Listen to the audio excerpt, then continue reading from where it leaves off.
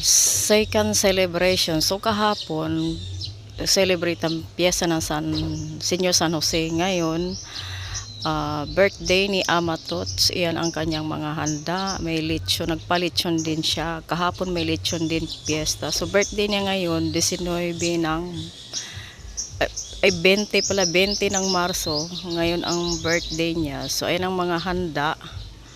Ayan, may kanin. Naghain na kasi nandito na yung mga bisita. Hindi pa luto yung mga ulam. So ayan ang mga plato, mga disposable na gamit para hindi nahugas ng hugas. So ayan po yung ibang putahe.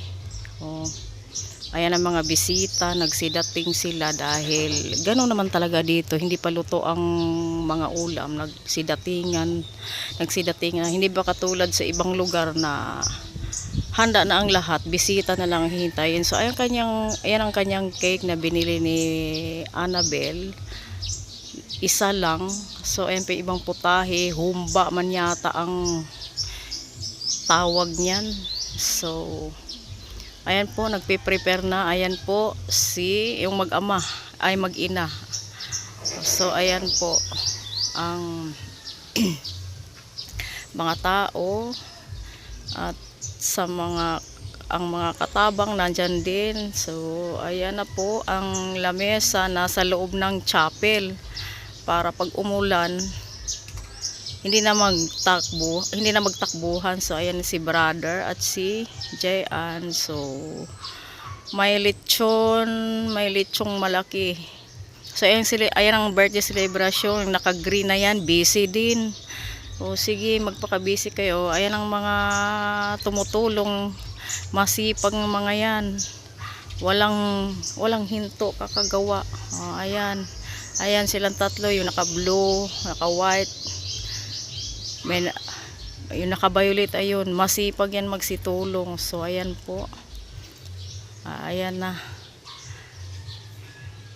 So hintayin na lang natin mag-blow the candle ang ating birthday boy. So ayan, may palaman ang lechon ng seafoods, hipon at saka alimango. Oh, pinagtatanggal muna nila yung nasa loob. Ayan, sige. Oh, malaking lechon na yan kaysa kahapon. Oh, sige. Ayan ang birthday, sinindihan na po ang kaniyang candles. So ayan po, nag-pray na.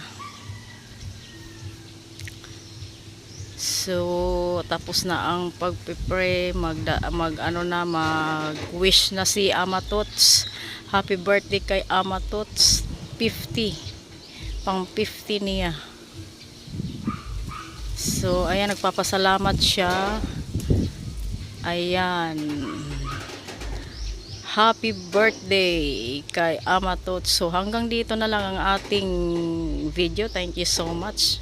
Bye.